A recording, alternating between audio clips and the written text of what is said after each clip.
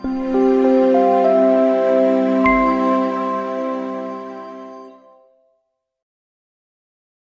hasanah atau tausiah dan doa yang akan disampaikan oleh Ustadz Tengku Azhar MH MPD. Kepada beliau kami persilahkan.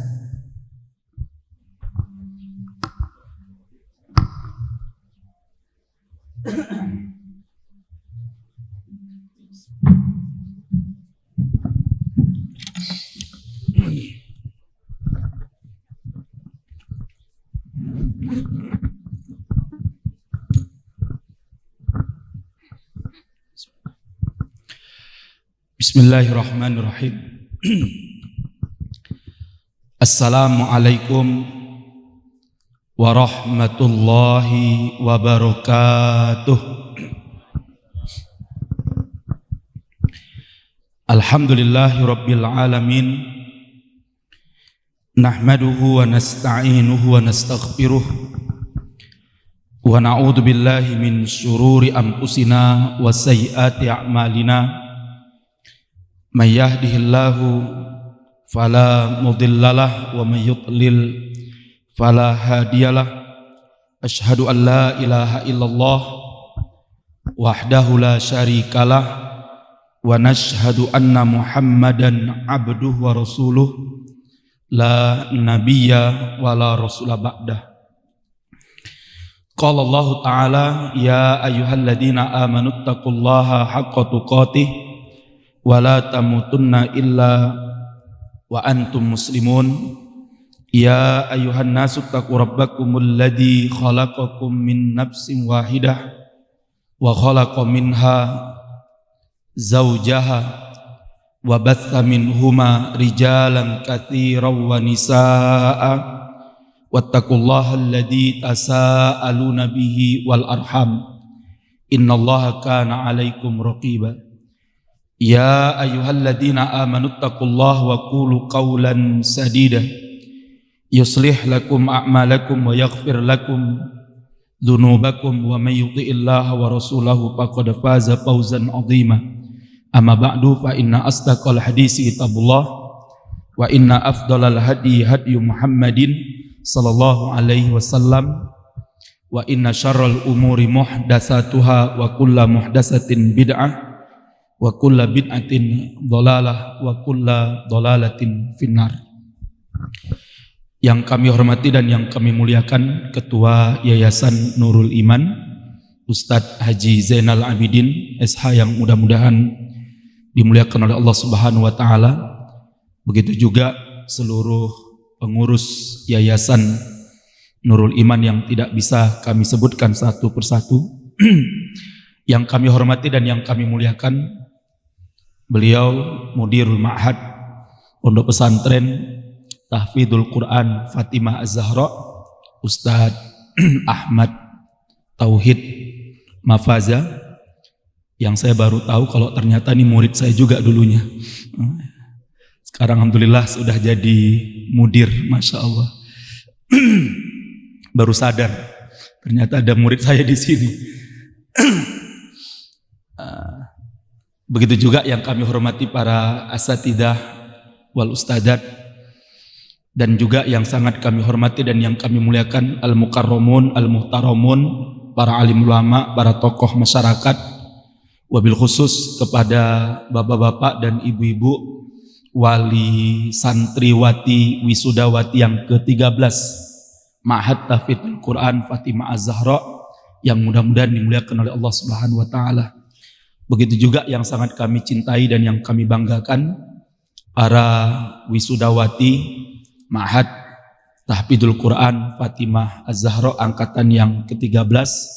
Semoga diberkahi oleh Allah Subhanahu wa taala. Alhamdulillah, pada pagi hari ini saya bersyukur kepada Allah Subhanahu wa taala bisa hadir di majelis yang sangat mulia ini, yang beberapa hari yang lalu saya dihubungi oleh pihak Ma'had Fatimah Az-Zahra untuk bisa mengisi tausiah di wisudawati angkatan yang ke-13 yang pada saat itu posisi saya masih berada di Jordan, di perbatasan Palestina dengan Jordania. Dan waktu itu saya bilang, insya Allah mudah-mudahan nanti saya bisa sampai ke Indonesia. Dan baru malam Jumat yang lalu saya sampai ke Indonesia, dan hari Sabtu ini bisa hadir di Ma'had Fatimah Az-Zahra ini.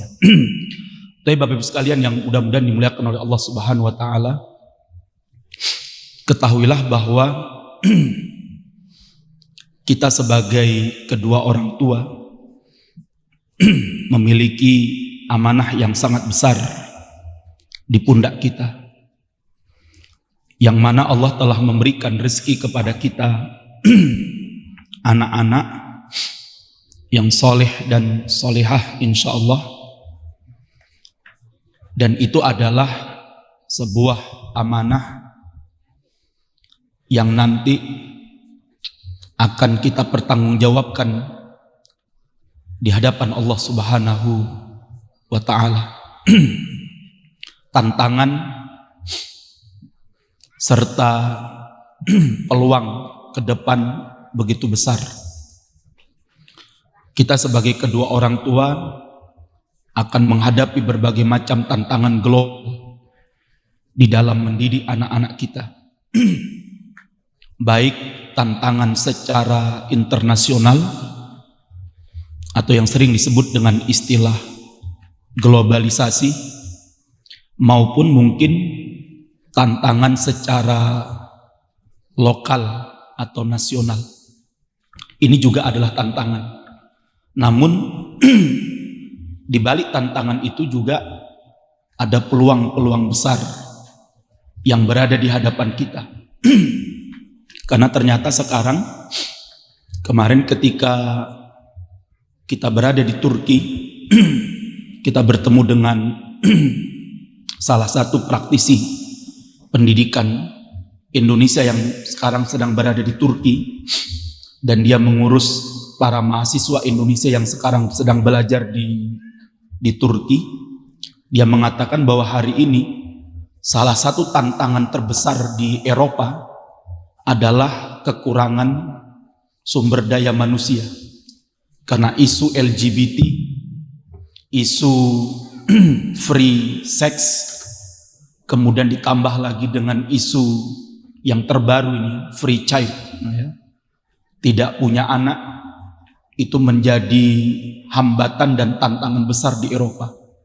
Sehingga hari ini di Eropa mereka mengalami kekurangan sumber daya manusia, jadi kekurangan manusia. Jadi di Eropa sekarang manusianya berkurang. Kenapa? Mereka mau nikah tapi nggak punya anak. Yang kedua, ada yang mau menikah tapi beda sesama jenis yang sekarang dikenal dengan nama LGBT.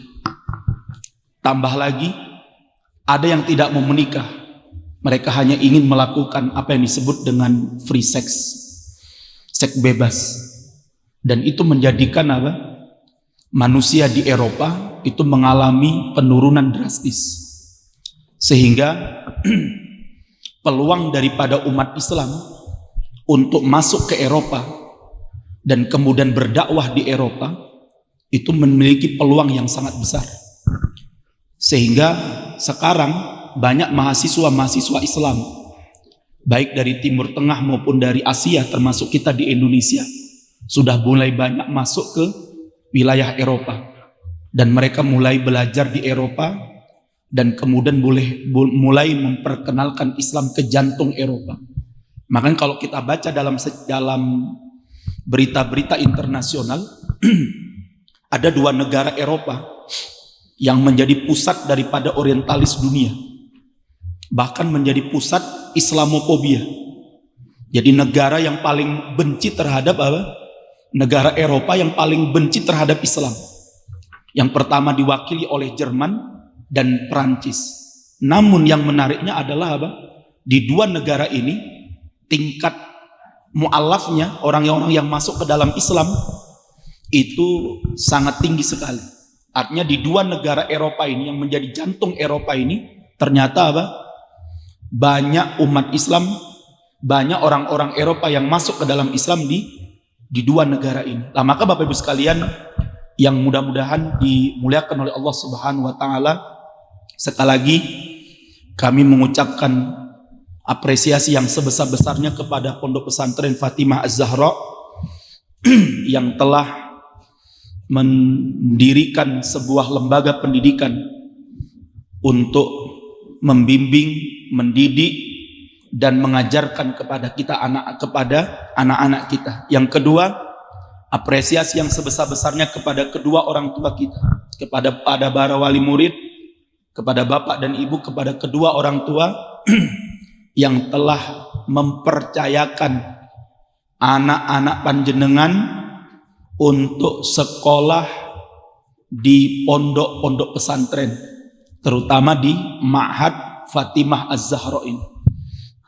yang hari ini selalu dibangun sebuah isu, sebuah narasi, sebuah opini di tengah-tengah masyarakat kita bahwa apabila menyekolahkan anaknya ke pondok pesantren itu madesur, masa depannya apa? Suram. Saya mengalami sekian puluh tahun yang lalu, saya keluar dari kampung saya di ujung Aceh sana untuk masuk ke pondok pesantren. Dulu masyarakat saya, warga di kampung saya dulu selalu mencibir kedua orang tua saya. Kenapa? Eman-eman, ya.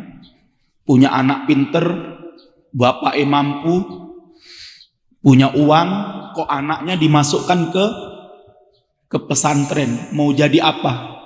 Masa depan suram. Karena dulu orang-orang di kampung saya sana pinginnya apa? Namanya orang pinter, punya uang, itu masuknya apa? SMP negeri, SMA negeri, kemudian sekolahnya di kampus negeri, lulus jadi pegawai negeri, ya. Dapat gaji plus tunjangan kinerja ya. Sudah.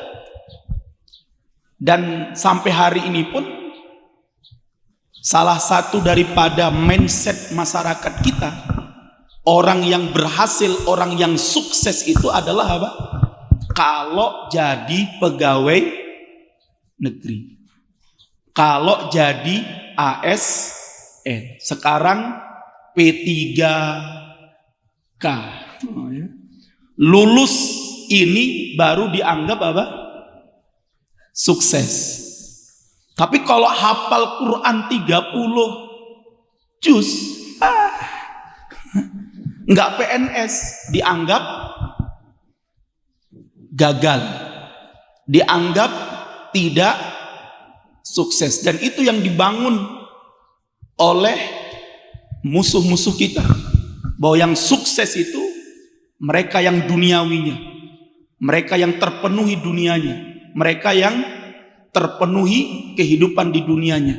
Mereka tidak ingat kalau nanti bahwa kita akan meninggalkan dunia ini dan kita akan menuju kepada negeri yang sesungguhnya, yaitu negeri akhirat. Maka Bapak Ibu sekalian yang mudah-mudahan dimuliakan oleh Allah Subhanahu wa taala, maka saya memberikan apresiasi yang sebesar-besarnya kepada Bapak Ibu sekalian yang telah mempercayakan anak-anak panjenengan untuk bersekolah di ma'had kita ini. Karena tujuan kita, kewajiban kita sebenarnya bukan menyekolahkan anak kita. Kewajiban kita itu adalah bagaimana mendidik anak kita menjadi orang-orang yang beradab. Ini yang penting. Makanya sahabat Ali bin Abi Thalib radhiyallahu taala anhu ketika menafsirkan ayat dalam surat At-Tahrim, di mana Allah Subhanahu wa taala berfirman, "Ya ayyuhalladzina amanu qu anfusakum wa ahlikum nar." Hai orang-orang yang beriman, jagalah dirimu dan keluargamu dari api neraka. Maka apa kata sahabat Ali ketika menafsirkan ayat ini? Adibuhu allimuhu, kata sahabat Ali. Ajarkan dia, didik dia menjadi orang yang memiliki adab, dan kemudian ajarkan kepadanya ilmu. Sehingga Bapak Ibu sekalian yang mudah-mudahan dimuliakan oleh Allah, ini menunjukkan bahwa ilmu harus bergaris lurus, harus garis lurus dengan yang namanya adab. Apalah artinya punya ilmu? Apalah artinya punya gelar profesor, doktor? Terus terang, Pak. Ya. Saya dulu memiliki memiliki semangat untuk bisa kuliah di doktor, ya. Dulu ketika saya sama-sama mondok dulu sama Ustadz Ahmad Tauhid ini, saya dulu alumni Ma'had Ali An-Nur, ya, angkatan ketiga. Lulus dari Ma'had Ali An-Nur, saya belum memiliki obsesi dia untuk memiliki gelar S1, gelar S2 sampai gelar S3, ya. Tapi kemudian setelah saya banyak kemudian berkecimpung di dalam dunia pendidikan, akhirnya akhirnya saya terobsesi nih. Saya harus belajar. Sampai kemudian saya masuk, alhamdulillah sekarang sedang menyelesaikan doktor saya di Universitas Islam Indonesia di Yogyakarta. Dan saya bertemu dengan orang-orang yang punya ilmu. Tapi urusan makan aja belum lulus. Padahal hampir gelarnya bukan hanya gelar, bukan hanya hampir, bahkan sudah gelar doktor, bahkan sudah punya gelar profesor. Urusan makan aja belum lulus. Maksudnya gimana, Ustadz? Makan masih pakai tangan kiwo itu kan masih mendingan anak TK kita itu. Tahu dia makan itu pakai tangan kanan, sambil duduk kan gitu. Jelas hadisnya Rasulullah itu kan. Baca bismillah kata Rasulullah, samillah wakul biyaminik kata Rasulullah. Ucapkan bismillah dan makanlah dengan tangan kananmu kata Rasulullah. Fa inna syaitana, karena sesungguhnya syaitan yakulu wa yashrabu bisimali, makan dan minum dengan tangan. Lah apa artinya gelar seorang doktor, profesor, kalau makan aja masih pakai tangan kiri? Dahsyat, Pak. Sampai saya punya teman di kampus itu, ketika saya berbicara tentang masalah hijab waktu itu, saya presentasi di kelas berkaitan dengan masalah cadar. Dulu kan rame itu isu cadar, ya, dan beberapa kampus yang melarang para mahasiswa mereka kuliah di kampus mereka untuk menggunakan cadar dengan alasan-alasan yang nggak masuk akal. Ada salah satu kampus itu yang saya temui itu, mereka melarang mahasiswinya untuk pakai cadar hanya dengan alasan kata dosennya, saya tidak bisa melihat wajah kamu. Apa hubungannya? Anda selama ini nelpon orang nggak lihat wajahnya, apa Anda masalah? Ya? Dulu sebelum kita punya HP yang ada video call, kalau sekarang oke lah.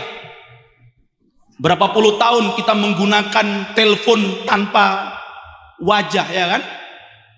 Selama ini kita nelpon pakai hanya dengar suara. Apa kita punya masalah pada masa itu?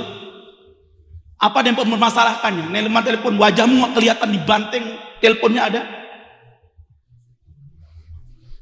Tapi kemudian berkembang isu, hanya gara-gara di kampus nggak bisa melihat wajah mahasiswinya, kemudian dipermasalahkan. Dan yang menarik, ada salah satu teman saya itu dari NTB, dia mengkritisi tulisan saya dengan mengatakan, dia bilang, Ustadz, apa Ustadz tidak tahu teori bahwa aurat itu ada 3 macam, dia bilang. Ada aurat mukhalladah, ada aurat mutawassithah, dan ada aurat mukhaffafah.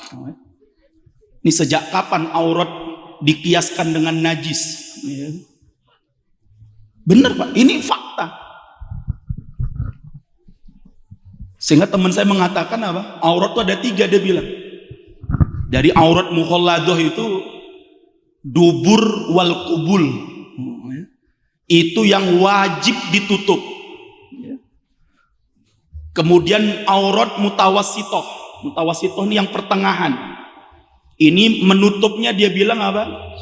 Enggak sampai wajib. Jadi hukumnya cuman sunnah muakkadah. Itu antara bahu sampai lutut. Kemudian leher sampai kepala, lutut ke bawah, itu namanya dia bilang apa? Aurat mukhaffafah. Sehingga kalau ada ibu-ibu wanita yang nggak pakai jilbab, terbuka auratnya, ya. Karena waktu itu dia mencontohkan anak daripada seorang pakar tafsir Al-Quran di Indonesia, namanya Profesor Dr. Muhammad Quraisy Shihab, punya anak namanya Najwa Shihab. Itu pakai jilbab enggak? Enggak. Dia bilang apa? Itu bukti contoh Ustaz. Itu aurat mukhaffafah. Sehingga kalau Najwa Shihab itu enggak pakai jilbab, dia bilang apa? Itu kalau dalam najis ma'fu, dimaafkan. Seperti tai cecak. Apa jenengan terima Pak? Wajah istri jenengan disamakan dengan tai cecak? Apa jenengan rela kepala istri jenengan disamakan dengan, dikiaskan dengan tai cecak? Lah maka Bapak Ibu sekalian yang mudah-mudahan dimuliakan oleh Allah Subhanahu wa taala, ini penting Mbak. Apalagi yang namanya urusan sholat. Banyak di antara mereka Pak yang punya gelar ini, gelarnya magister, gelarnya doktor, sampai gelarnya profesor Pak. Mereka adalah orang-orang yang masih banyak melalaikan urusan sholat. Padahal Allah katakan nanti dalam surat Maryam, nanti tolong dikritis ini ya adik-adik ya, kalau Ustaz salah baca ayatnya. Para hafidho ini saya deg-degan juga ini. Salah baca ayat, Ustaznya keliru. Dalam surat Maryam, benar ya, dalam surat Maryam Allah mengatakan apa? Fa khalafa mim ba'dihim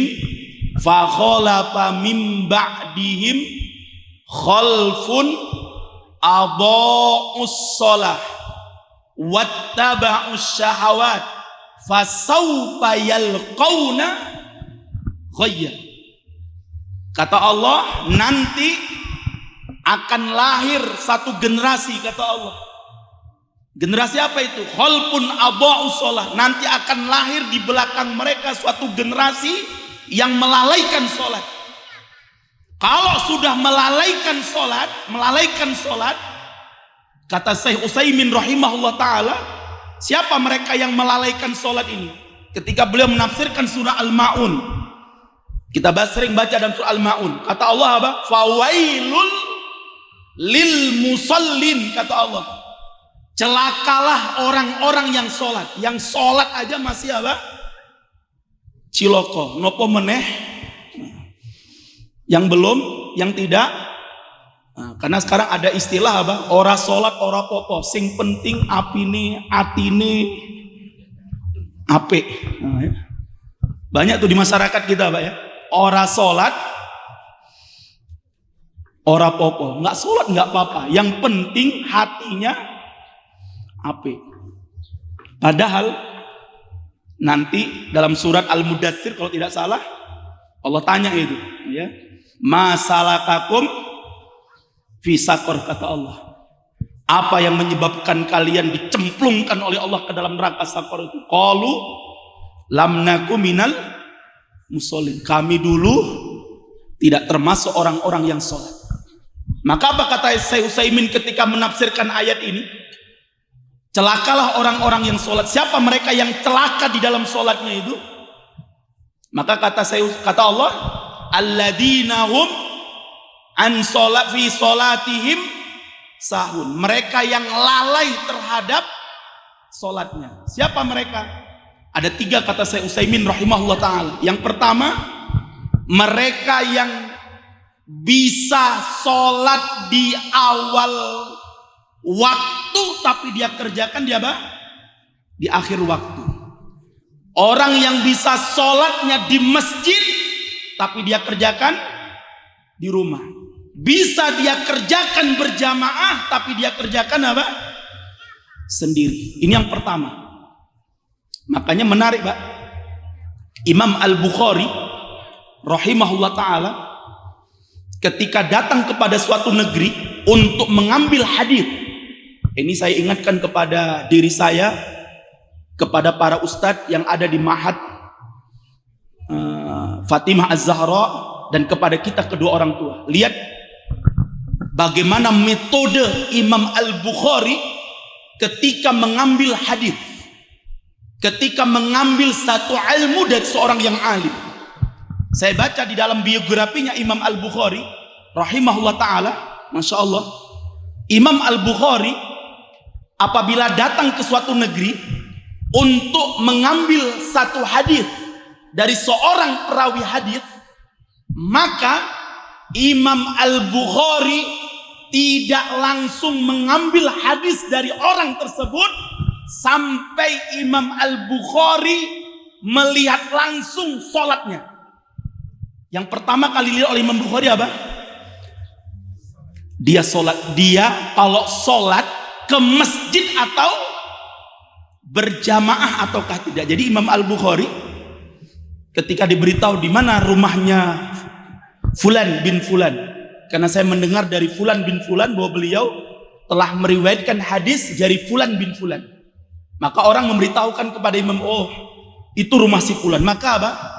Sebelum Imam Al-Bukhari mengambil hadis darinya apa? Imam Al-Bukhari tunggu dulu orang ini. Sampai kapan? Sampai masuknya waktu sholat. Lihat dulu. Ini sholatnya berjamaah di masjid ataukah tidak? Kalau sampai masuknya waktu sholat, berkumandangnya adzan, orang ini tidak berangkat ke masjid, sudah ada satu catatan dari Imam Bukhari, ini orang tidak layak untuk diterima hadisnya. Sampai kemudian selesai sholat, Imam Al-Bukhari akan mencari informasi tidak berangkatnya dia ke masjid itu kena sakit ataukah ada udzur syar'i. Bayangkan, Pak, kalau ternyata perawi hadis yang akan diambil oleh Imam Bukhari ini melalaikan sholat berjamaah di masjid, dia tidak keluar dari rumahnya untuk sholat padahal dia seorang yang alim, maka apa? Imam Al-Bukhari meninggalkan apa? Hadisnya. Bayangkan, Pak, kalau sekarang dosen-dosen itu kita ambil ilmunya, syaratnya apa? Dia sholat berjamaah atau tidak? Mungkin udah banyak nggak bisa diambil. Justru di situ waktu adzan, di situ malah apa? Bel berbunyi masuk. Dulu saya kuliah juga gitu, Pak. Ya, waktu saya kuliah S1, pas mau adzan asar, tet, saya dosen masuk, saya keluar untuk sholat. Ditanya sama dosen kepada teman-teman saya, mana si Tengku Azhar? Dia sholat, Pak. Kata dosen kepada teman-teman saya ini, adab ini. Dosen masuk malah apa? Dia keluar. Saya bilang sama teman-teman saya, Saya lebih beradab kepada Allah daripada apa? Dosen yang nggak punya adab kepada apa? Dan itu sering Pak terjadi. Akhirnya apa? Saya dilaporkan ke rektor, kemudian saya dipanggil, kemudian saya bilang sama rektornya, Pak Rektor, saya bilang, Anda tuh buat jadwal tuh keliru. Lah kelirunya gimana? Masa pas waktu mau sholat masalah bel masuk, saya bilang ini nggak punya adab ini. Coba berapa menit dia akan kalau satu SKS itu, satu pertemuan itu 2 SKS, dan satu SKS itu 40 menit, berarti 80 menit, berarti kan 1 jam 20 menit. Jam berapa tuh mahasiswa akan sholat, dan jam berapa tuh dosen akan sholat itu? Akhirnya rektornya bilang sama saya, terus gimana? Ya kalau mau masuk ya setelah sholat. Alhamdulillah diterima usulan saya, dan saya berani sama rektornya, karena rektornya saudara saya Pak. Karena kalau enggak juga bingung. Lah, maka Bapak Ibu sekalian yang mudah-mudahan dimuliakan oleh Allah. Dan itu saya dapatkan ketika saya kuliah di S2, di S3, Pak. Maka Bapak sekalian mudah-mudahan dimuliakan oleh Allah. Jadi kalau orang sudah melalaikan sholat, ya, Masya Allah. Yang kedua, orang yang melalaikan sholat itu apa? Orang yang ketika membaca ayat-ayat Al-Quran, kata Syekh Utsaimin apa? Dia tidak memperhatikan, tidak mentadaburi bacaan-bacaannya. Sehingga kata Imam Utsaimin apa? Beliau mengutip perkataannya Imam Ibnu Qayyim, yusalluna bi ajsadihim wa arwahuhum tasbahu fil hawa. Mereka sholat dengan jasad-jasad mereka, sedangkan ruhnya terbang ke, sampai kata Imam Ibnu Qayyim, berapa banyak orang yang menemukan barangnya yang hilang ketika sholat. Betul Bu? Oh betul. Berarti pas sholat ngapain? Pas sholat berarti mencari dompetnya yang ketelisut. Neng dia dompetku ya. Oh ingat, nggak dicari tapi ingat. Oh gitu ya. Masya Allah. Dan ini yang terjadi.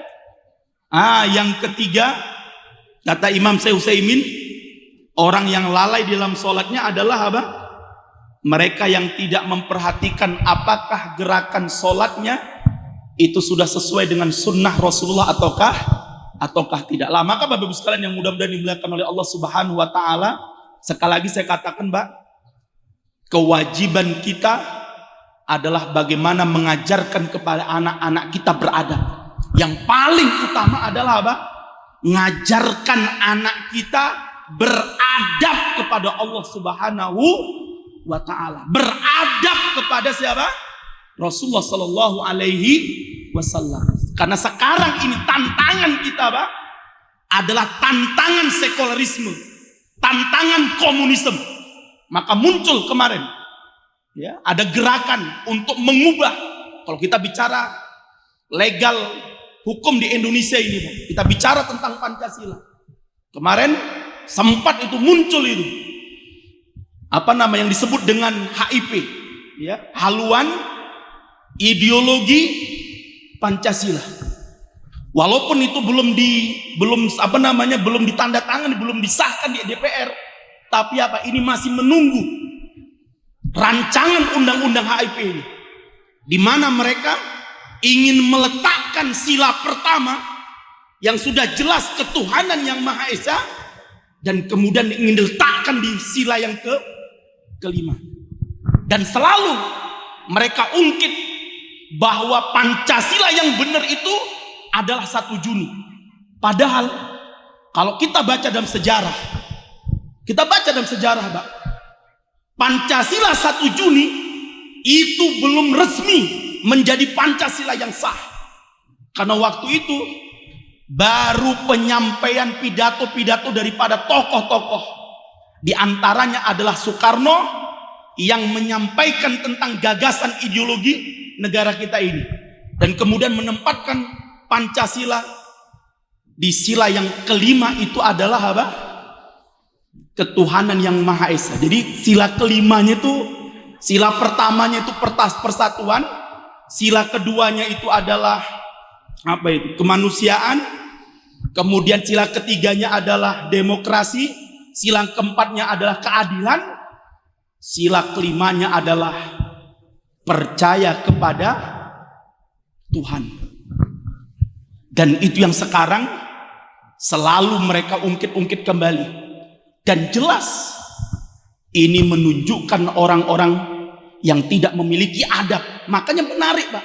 Para ulama kita terdahulu ketika menyusun Pancasila itu, lihat, satu, diletakkan Tuhan dulu. Dua, orang baru dianggap beradab kalau dia kenal dengan apa? Tuhannya. Makanya ketuhanan yang Maha Esa nomor duanya apa? Kemanusiaan yang adil, kan? Artinya kalau orang nggak percaya Tuhan, bahkan merendahkan Tuhan, menghina Tuhan, dan gak percaya dengan ketuhanan yang Maha Esa, berarti dia bukanlah bukan manusia. Apalagi memiliki kemanusiaan yang adil dan beradab. Lah, maka bos kalian yang mudah-mudahan dimuliakan oleh Allah, alhamdulillah di Mahat kita ini anak-anak panjenengan diajarkan akidah yang benar, akidah yang sahihah. Dikenalkan kepada anak-anak jenengan tauhid kepada Allah. Bagaimana kita beribadah kepada Allah, bagaimana kita mentauhidkan Allah, bagaimana kita mengenal Allah Subhanahu wa taala, bagaimana kita mengenal syariat-syariat Allah, sehingga anak-anak kita ini punya adab kepada Allah Subhanahu wa taala. Kemudian dikenalkan kepada anak-anak kita tentang Rasulullah sallallahu alaihi wasallam, bagaimana mencintai Rasulullah, bagaimana beradab dan mengaku dan mengikuti sunnah-sunnah dan syariat yang dibawa oleh Rasulullah Sallallahu Alaihi Wasallam. Ini penting, Pak sekalian. Tidak yang kemudian artinya kita melihat di luar sana banyak di antara mereka yang memiliki ilmu yang tinggi, memiliki pengetahuan yang kuat, namun ternyata apa? Mereka adalah orang-orang yang jauh dari adab. Itu yang pertama. Yang kedua, Bapak Ibu sekalian, yang mudah-mudahan dimuliakan oleh Allah Subhanahu wa taala. Tantangan kedua yang harus kita perhatikan nanti ke depannya adalah tantangan globalisasi. Dan yang paling berbahaya adalah apa? Berkaitan dengan masalah media sosial, medsos. Nah, ya.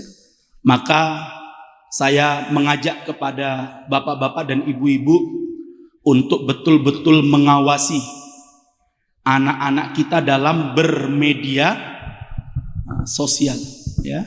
Ini adik-adik punya Instagram enggak ini? Hah? Punya, ya? Punya akun TikTok juga? Oh enggak. Instagram punya. TikTok? Siapa yang punya TikTok?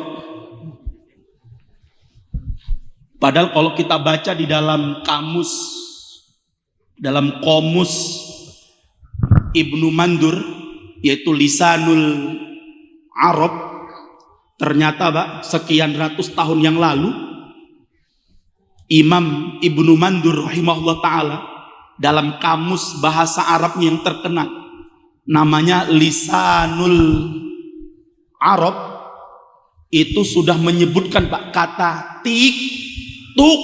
Nah, ya. Itu ada Pak dalam Lisanul Arab sekian ratus tahun yang lalu. Itu Imam Ibnu Mandur rahimahullah sudah menyebutkan Pak kalimat apa? Tik, hurufnya ta, ya, kaf. Tik, tuk, ta, waw, kaf. Bacanya apa berarti? TikTok. Yang sekarang jadinya apa? TikTok. Artinya apa Pak? Al-jahlu wal hamku. Artinya bodoh dan tolol. Wah, itu. Dan sekarang anak-anak kita itu, Pak, diajarkan kebodohan melalui media-media sosial, terutama yang bernama apa? TikTok ini. Bahkan anak-anak laki-lakinya menjadi orang-orang yang seharusnya mereka maskulin, tapi menjadi orang-orang yang feminin. Laki-laki bertulang lunak, LGBT. Dan ngeri Pak sekarang. Anak-anak kita sekarang Pak, anak-anak kita ini, generasi-generasi kita ini, dari SD, SMP, SMA diajarin joget, bergelet-gelet. Kalau mereka sekarang sudah kayak belut, terus nanti anaknya mau jadi apa itu? Cacing.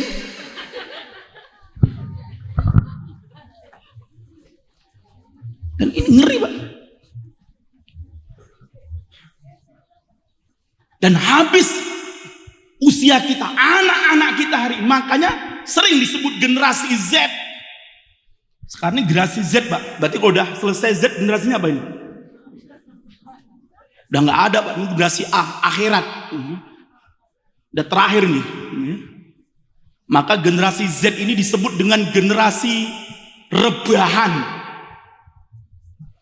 generasi mager. Iya Ustaz, bener. Oh, Ustaz malah guyu nih. Sekarang Pak, generasi kita ini disebut dengan generasi Z ini, generasi rebahan dan generasi apa? Mager, malas gerak.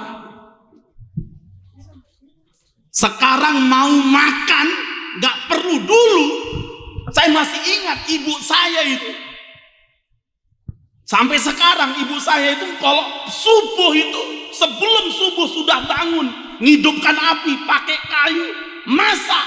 Sekarang banyak ibu-ibu yang mager, malas gerak.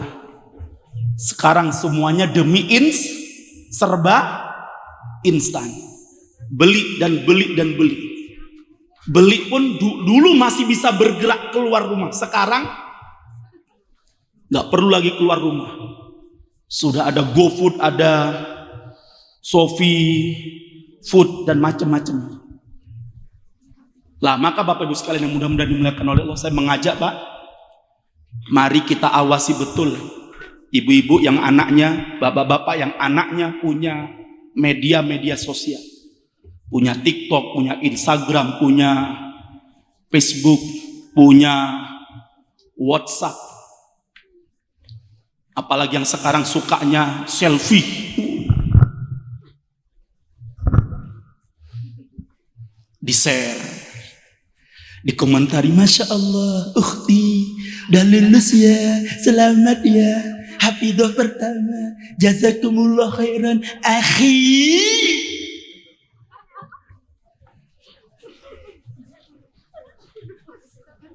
Ya, sekarang kan gitu Pak, seneng pasang status, lagi di warung ayam penyet, oh dikomentari, Masya Allah Umi, enak ya Umi ya, oh iya, nasallallahu. Lah maka Bapak Ibu sekalian, kita betul-betul awasi anak-anak kita, karena hari ini berapa banyak anak-anak kita belajar dari media sosial itu. Mereka belajar akhlak dari orang-orang yang nggak bener itu. Mereka belajar adab dari mereka yang nggak bener itu. Dari mana? Dunia TikTok, Instagram. Sehingga akhirnya apa? Sekarang yang dijadikan sebagai idola mereka siapa? Artis Korea.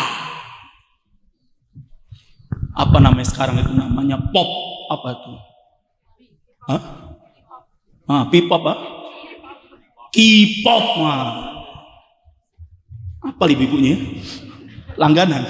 Oh enggak ya? Ngeri Pak. Sehingga sekarang anak-anak kita tuh nggak mengenal. Masya Allah Pak. Saya kemarin ketika di Jordan itu, alhamdulillah bisa menziarahi kuburannya sahabat Ja'far bin Abi Thalib radhiyallahu taala anhu.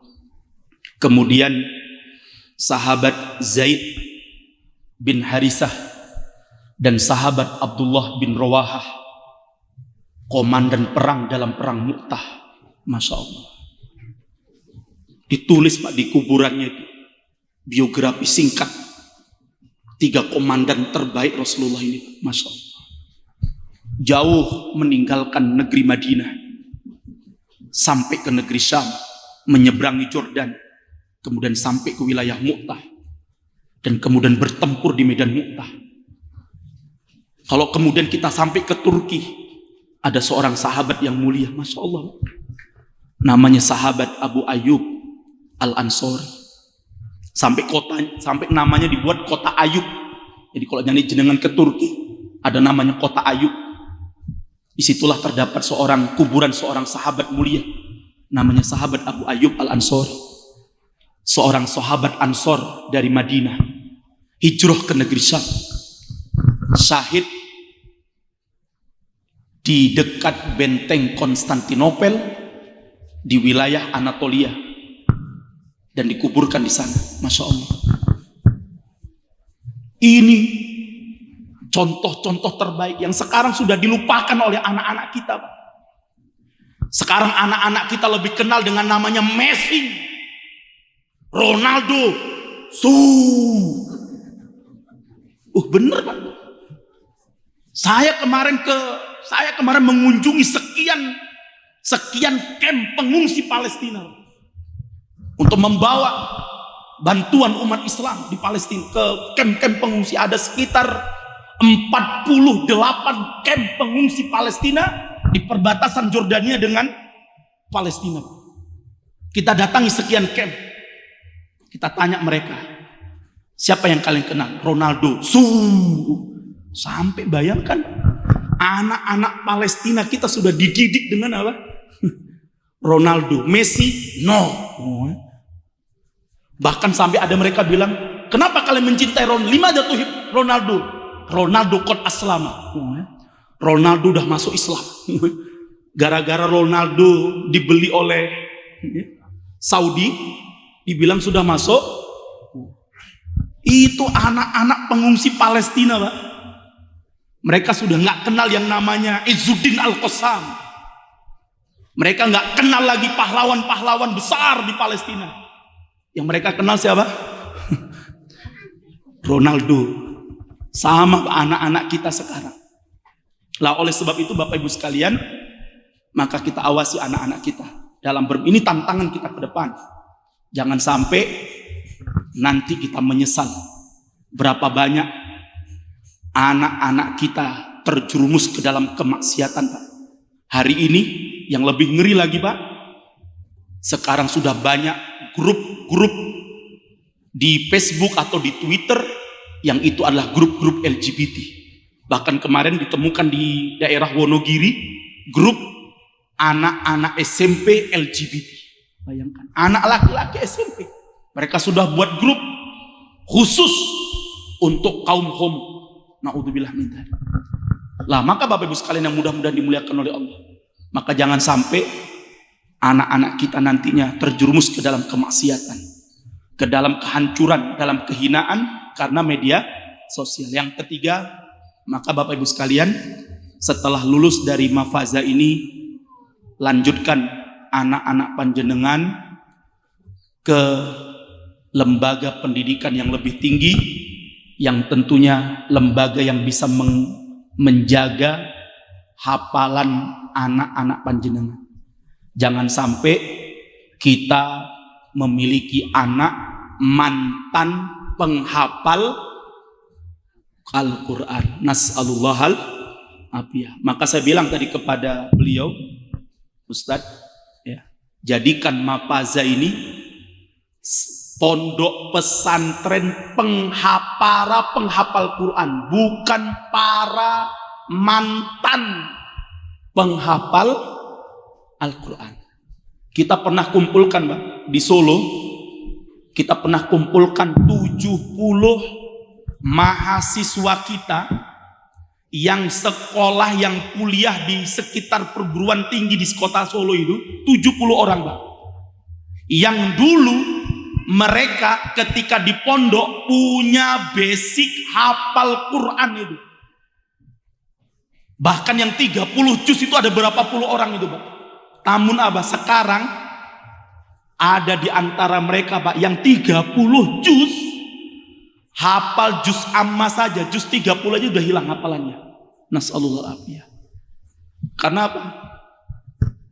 Karena sosialisasi muamalah hubungan mereka di luar ini betul-betul mengerikan. Lah maka Bapak Ibu sekalian, setelah lulus dari Mapaza ini, lanjutkan anak-anak panjenengan ke sekolah yang lebih tinggi yang bisa menjaga hafalan anak-anak panjenengan, dan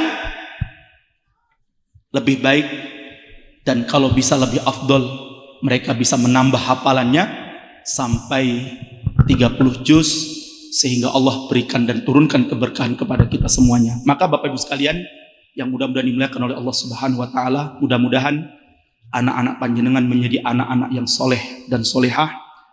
Jangan pernah berduka.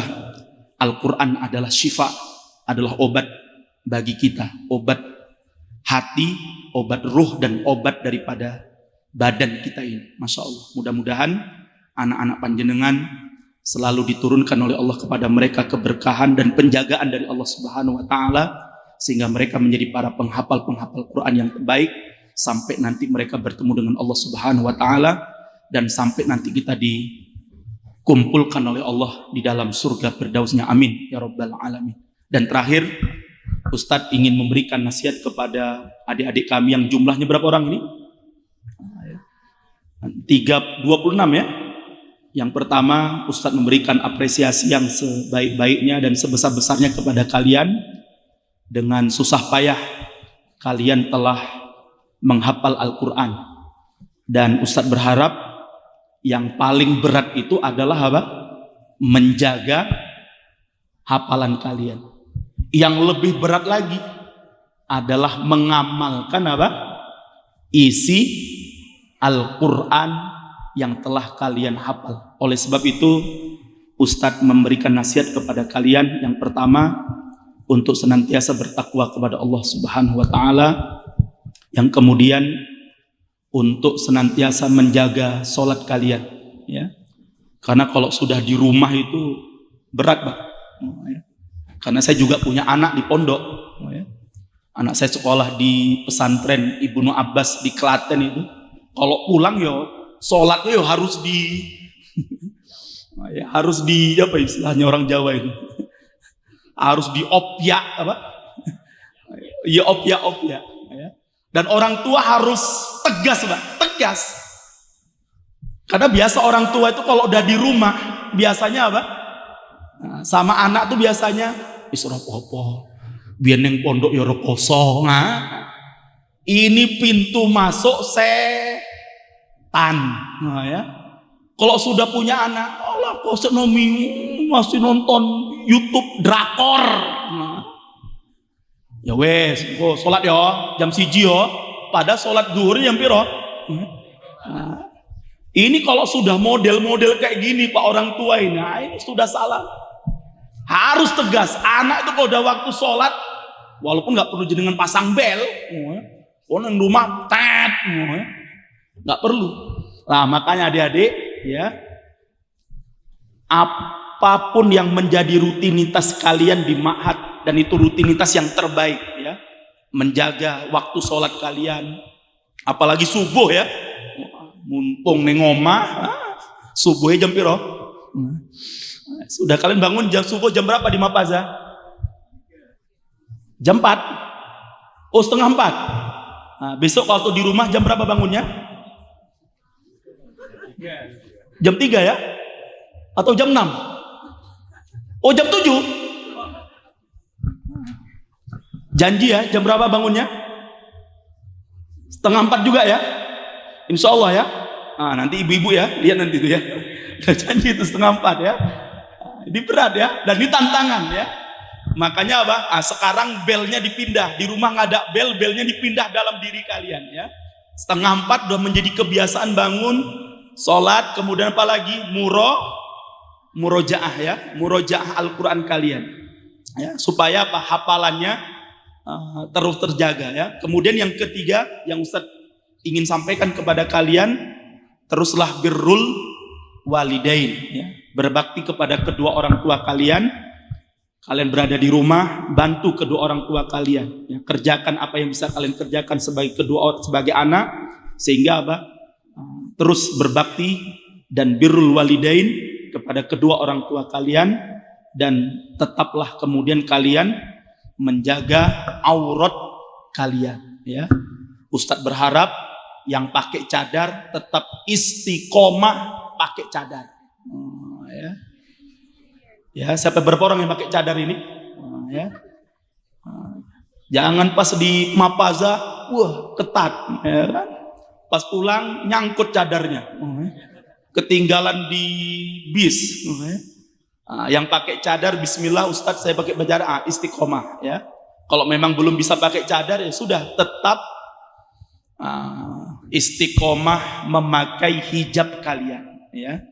Ya, istiqomah pakai hijab kalian, tidak membuka jilbab, apalagi sampai buka jubah, apalagi kemudian pakai celana jeans. Dan kemudian sekarang sudah mulai bergaya, kalau ke foto sudah mulai selfie. Kemudian apa? Share. Jangan lupa like, comment, and share.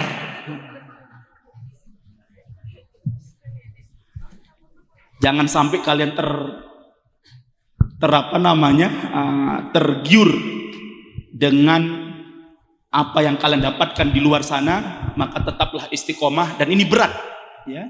Dulu Nabi Muhammad itu Pak, pernah suatu saat Rasulullah itu buka sorban beliau ya, dan terlihatlah oleh para sahabat Nabi ya, kalau Rasulullah itu rambutnya telah apa? Beruban putih ya, sampai para sahabat mengatakan, ya Rasulullah, betapa cepatnya rambutmu memutih. Maka Rasulullah mengatakan apa? Sayyabatni Hudun wa akhwatuha. Sungguh kata Rasulullah apa? Rambutku telah diputihkan oleh surat Hud. Nanti bisa dibaca itu surat Hud, surat yang ke-11 ayat yang ke-112 ya. Di mana Allah Subhanahu wa taala memerintahkan kepada nabinya, fastaqim kama umirta. Wahai Muhammad, istiqomahlah engkau di atas apa yang telah aku perintahkan kepadamu. Ternyata Pak, istiqomah yang diperintahkan oleh Allah kepada nabinya itu menjadikan Rasulullah cepat apa? Berubah. Jadi kalau kita betul-betul istiqomah, dan itu berat, dan itu akan mempercepat rambut kita apa? Lah sekarang beda lagi mungkin ya. Rambut kita memutih bukan karena istiqomah ya, mungkin karena yang lainnya. Mudah-mudahan rambut kita yang memutih ini karena apa? Karena istiqomahnya kita di atas al-haq ini. Mudah-mudahan bermanfaat. Sekali lagi adik-adik, Ustaz ucapkan selamat kepada kalian. Jaga hafalan kalian, lanjutkan ke sekolah yang lebih baik, yang lebih yang bisa menyelesaikan tahfidz Al-Quran kalian. Saya doakan mudah-mudahan kalian menjadi para hafidhoh semuanya, 30 juz, dan itu nanti akan menjadi wasilah kalian memberikan mahkota emas kepada kedua orang tua kalian nanti di hari kiamat di dalam surganya Allah Subhanahu wa taala. Sekali lagi saya mengucapkan selamat kepada kedua orang tua, kepada bapak dan ibu, dan kepada para asatidah. Mudah-mudahan Allah membalas seluruh jasa dan kebaikan panjenengan semuanya, dan mudah-mudahan kita doakan pondok pesantren Ma'had Tahfidzul Quran Fatimah Az-Zahra ini selalu dijaga oleh Allah Subhanahu wa taala, diturunkan keberkahan oleh Allah Subhanahu wa taala, dan begitu juga mendatangkan keberkahan bagi negeri dan bangsa kita ini. Amin ya rabbal alamin. Demikian yang dapat kami sampaikan, dan mari kita akhiri pertemuan pada siang hari ini dengan sama-sama berdoa kepada Allah Subhanahu wa taala. A'udzubillahi minasyaitonirrajim. Bismillahirrahmanirrahim. Alhamdulillahirabbil alamin. Hamdan na'imin, hamdan syakirin, hamdan yuwafi ni'amahu wa yukafi'u mazidah. Alhamdulillahirabbil alamin. Wassalatu wassalamu ala asyrafil anbiya'i wal mursalin wa ala alihi wa sahbihi ajma'in. Allahumma rabbana lakal hamdu kama yanbaghi li jalali wajhika wa 'azimi sultanik. Allahumma inna nas'aluka bi anna nashhadu annaka antallah la ilaha illa anta al-ahadus samad lam yalid wa lam yulad wa lam yakul lahu kufuwan ahad. Allahumma ighfir lana wa liwalidina warhamhuma kama rabbawna shighara waghfiril muslimina wal muslimat wal mu'minina wal mu'minat al ahya'i minhum wal amwat innaka sami'un qaribun mujibud da'wat wa ya qadiyal hajat. Ya Allah, ya Tuhan kami, ampunilah dosa-dosa kami ya Allah, dan ampunilah dosa-dosa kedua orang tua kami ya Allah. Kasihanlah keduanya ya Allah, sebagaimana mereka telah mengasihi dan membimbing kami ya Allah di waktu kami masih kecil. Bi rahmatika ya arhamar rahimin.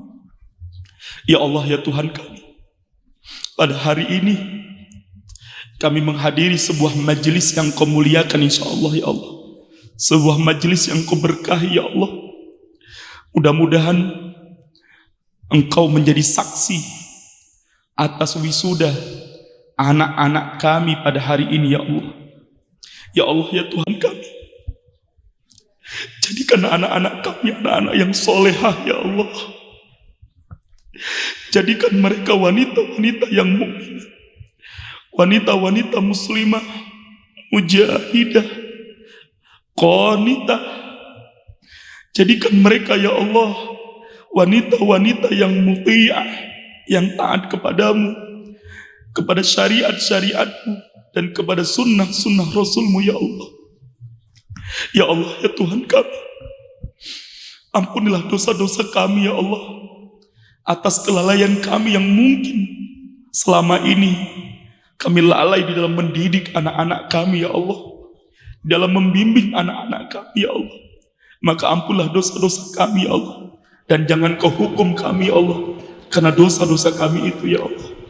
Ya Allah, ya Tuhan kami, berikanlah penjagaan kepada anak-anak kami ya Allah, dari berbagai macam makar mara bahaya dan berbagai macam tipu muslihat yang akan merusak akhlak, merusak akidah, merusak ibadah dari anak-anak kami ya Allah. Jaga mereka ya Allah, fa innaka anta khairul hafidin, karena Engkau sebaik penjaga ya Allah, ya Rabbal alamin. Ya Allah, ya Tuhan kami mohon kepadamu ya Allah, jadikan ma'had tahfidul Quran Fatimah Az-Zahra dan para asatidah dan pengurusnya ya Allah menjadi ma'had yang kau berkahi ya Allah. Turunkan keberkahan kepada mereka ya Allah. Jadikan para santri-santri yang belajar di ma'had ini santri-santri yang kelak akan menjadi para pendidik-pendidik, para pejuang-pejuang dan penegak-penegak agamamu ya Allah, ya Rabbal alamin. Rabbana dhalamna anfusana wa illam taghfir lana wa tarhamna lanakunanna minal khasirin. Rabbana ighfir lana wal ikhwanina alladhina sabaquna bil iman wa la taj'al fi qulubina ghillan lil ladzina amanu rabbana innaka ra'ufur rahim. Rabbana hab lana min azwajina wa dhurriyyatina qurrata a'yun waj'alna lil muttaqina imama. Rabbana atina fid dunya hasanah wa fil akhirati hasanah wa qina adzabannar wa qina adzabannar wa qina adzabannar. Subhana rabbika rabbil izzati amma yasifun wa salamun alal mursalin walhamdulillahi rabbil alamin. Demikian yang dapat kami sampaikan pada tausiah yang sangat singkat ini. Lebih dan kurangnya kami mohon maaf. Billahi taufiq wal hidayah. Assalamualaikum warahmatullahi wabarakatuh.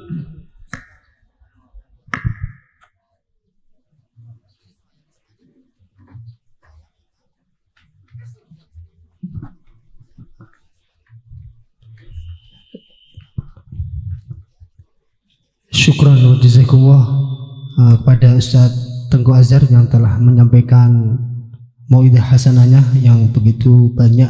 Mudah-mudahan dengan apa yang telah disampaikan Ustadz Tengku Azhar kita menjadi manusia-manusia yang takut kepada Allah Subhanahu wa taala dan iman kepada Allah Subhanahu wa taala.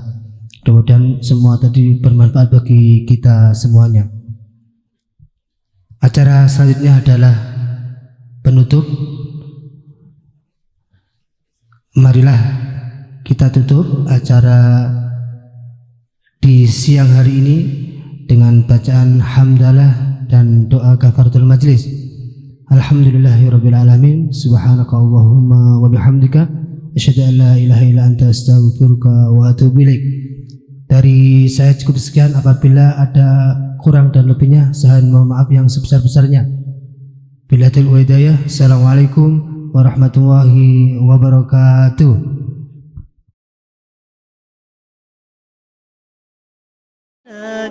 وفق من جاءك يسعى